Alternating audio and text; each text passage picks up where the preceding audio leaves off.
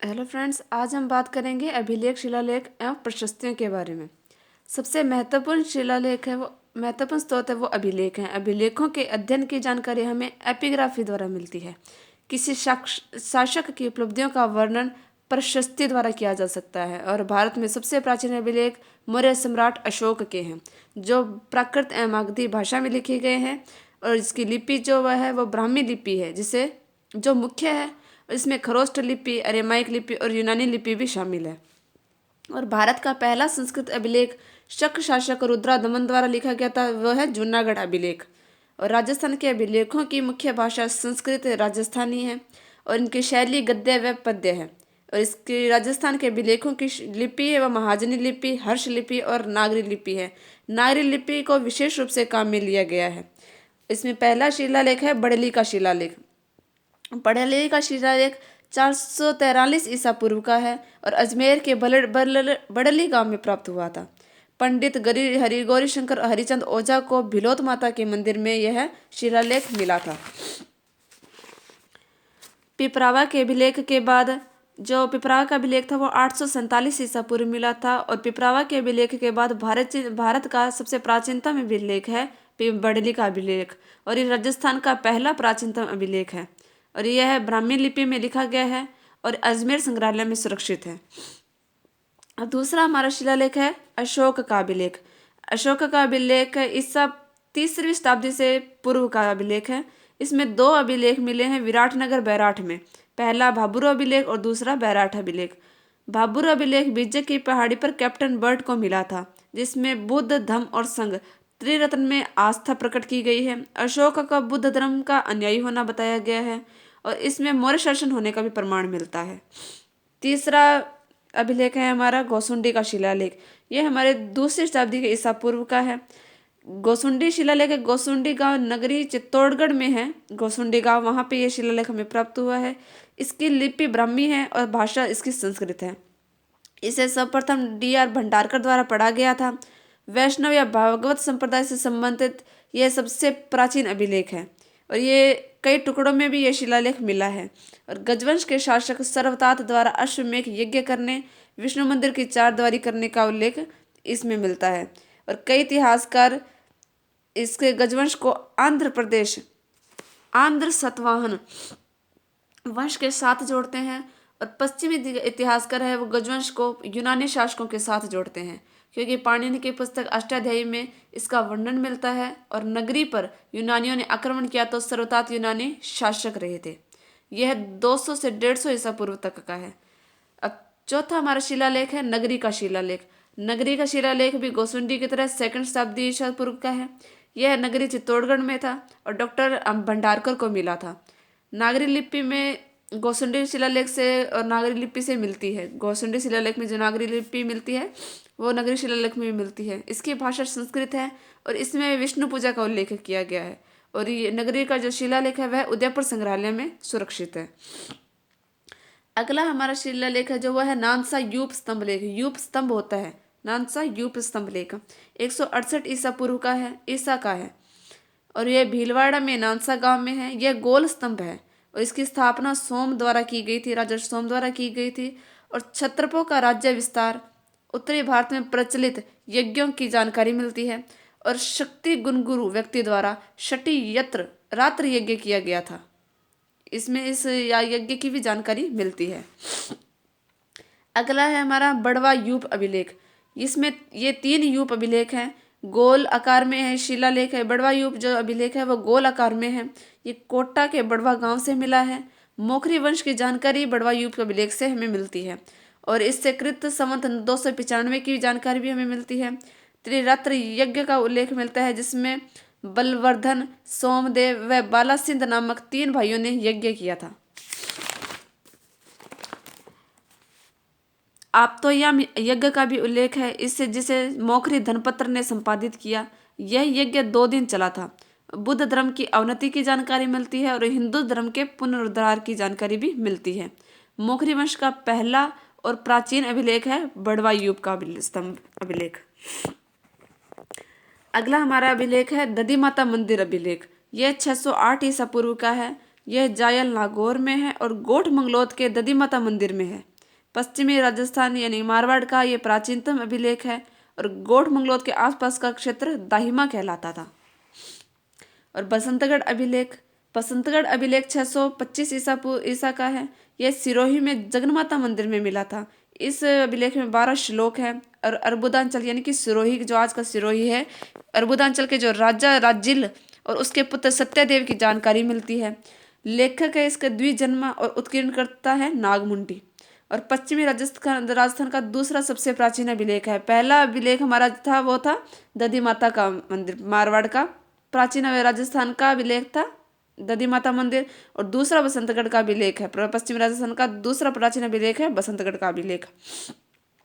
Rajputana museum Ajmer में ये बसंतगढ़ अभिलेख सुरक्षित है और सामंत प्रथा की जानकारी मिलती है। अगला है हमारा सामोली शिलालेख। सामोली शिलालेख 646 ईसा का है और ये उदयपुर के सामोली गांव से मिला है। गुहिल शासक शीलादित्य के समय का यह अभिलेख है और ये कुटिल लिपि में लिखा गया है और संस्कृत भाषा में। शीलादित्य कौन था? शीलादित्य शत्रुओं को जीतने वाला और पूर्ण रूपी आकाश का चंद्रमा कहा गया है इसे। और भीलों पर शीलादित्य का प्रभाव भी अब दिखाई भी देता है और व्यापारियों का चित्तौड़ आगमन भी इसमें उल्लेख किया गया है। और अरण्यवासिनी मंदिर जावर मंदिर का उल्लेख भी इसी अभिलेख में, सामोली के अभिलेख में किया गया है। अगला है हमारा अपराजित का अभिलेख। ये 661 ईसा का अभिलेख है और गुहिल शासक अपराजित की विजय और प्रतापों का वर्णन किया गया है इसमें। यह नागदा गांव के पास कुंडेश्वर मंदिर में मिला था।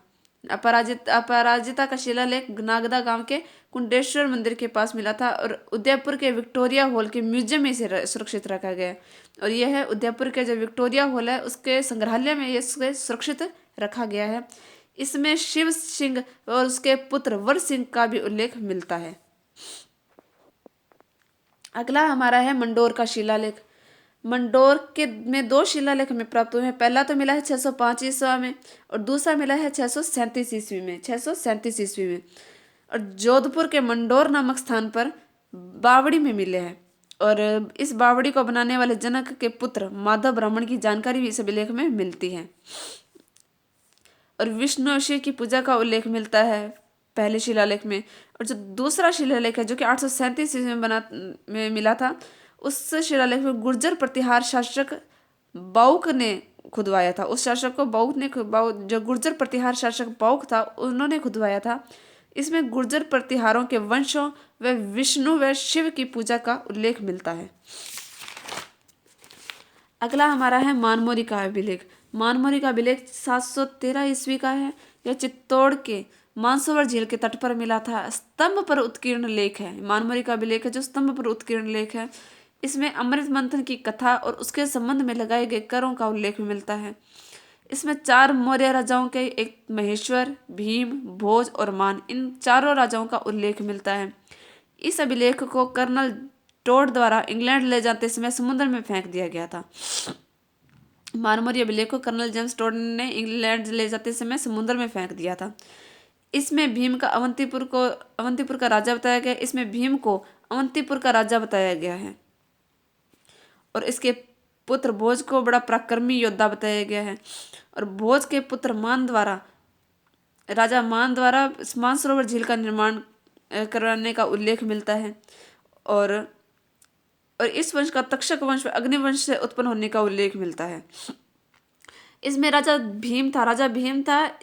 भीम ने इसमें लिखा था कि मेरे जितने भी शत्रु हैं उनको मैंने जेल में डाल दिया और इनकी पत्नियां मुझे प्यारी या इनका मैं प्यार हूँ और मैं अवंतीपुर का राजा हूँ। मेरा जन्म अग्नि से हुआ है। राजा भीम ने स्वयं को अग्नि से उत्पत्ति बताया था। और राजा भीम ने यह भी कहा था कि मैं नाविकों को भी प्रशिक्षण दे सकता हूँ। राजा मान थे वो भीम के पुत्र, ईमानदार और सरदारों के प्रिय थे और लोक कल्याण के लिए हमेशा कार्यरत रहते थे। मानसरोवर झील का निर्माण इन्होंने करवाया था। इतिहासकार इन्हें तक्षक वंश से भी जोड़ते हैं। भाई इनकी उत्पत्ति ये तक्षक वंश से है। और चित्तौड़गढ़ दुर्ग चित्रकूट का निर्माण कराने वाले मौर्य शासक चित्रांग या चित्रांगद का वर्णन भी इस मानमोरी अभिलेख में मिलता है। मानमोरी अभिलेख के रचयिता यानी कि प्रशस्ति का जिसे कहते हैं वो तो पुष्य है नागभट्ट के पुत्र और उत्कीर्ण करता है शिवादित्य। और इसका अनुवाद कर्नल जेम्स टोड द्वारा अपनी जो बुक है annuls and activity of Rajasthan उसमें किया गया है। इसका अनुवाद कर्नल जेम्स टोड ने किया है और annuls and activity of Rajasthan नामक बुक में अपना किया गया है इसका अनुवाद। अगला हमारा अभिलेख है कर्णसभा का अभिलेख। कर्णसभा का अभिलेख है 738 ईसा का। कोटा के कर्णसभा गांव में शिव मंदिर में प्राप्त हुआ था यह अभिलेख। और मौर्य शासकों की जानकारी कर्णसभा अभिलेख से मिलती है। और मौर्य शासकों में जो धवल की जानकारी है वो कर्णसभा अभिलेख में मिलती है। 400 की प्रशस्ति। 400 की प्रशस्ति ये 813 ईस्वी का अभिलेख है, यह प्रशस्ति है। यह जयपुर के 400 में मिला था। और गुहिल वंश के राजाओं उनके वंशों में विजयों का उल्लेख मिलता है। इसके रचयिता है वो कर्णिक यानी कि कायस्थ भानु थे। और उत्कीर्णकर्ता थे वो माइल यानी कि रज्जुक का जो पुत्र था माइल, उत्कीर्णकर्ता माइल थे। अगला है हमारा घटियाला के शिलालेख। घटियाला का शिलालेख 861 ईस्वी का है। और जोधपुर में जैन मंदिर जिसे माता की शाल भी कहते हैं वहां से यह शिलालेख प्राप्त हुआ है। इसकी भाषा संस्कृत एवं प्राकृत है। गद्य एवं पद्य दोनों शैलियों में ये लिखित है। इसे इन दोनों को चंपू शैली भी कहते हैं। प्रतिहार नरेश कुक्कू को न्यायप्रिय, जनहित संपादनकर्ता, दुष्टों को दंड देने वाला, दीनों का रक्षक, वीर साहसी शासक बताया गया है। और मग जाति के ब्राह्मणों का उल्लेख इसमें मिलता है। इस मारवाड़ में मग जाति के जो मग जाति को क्या कहते थे, मारवाड़ में शाकद्वीपीय ब्राह्मण कहा जाता था। इसके रचयिता मग ब्राह्मणों को ही बताया गया है।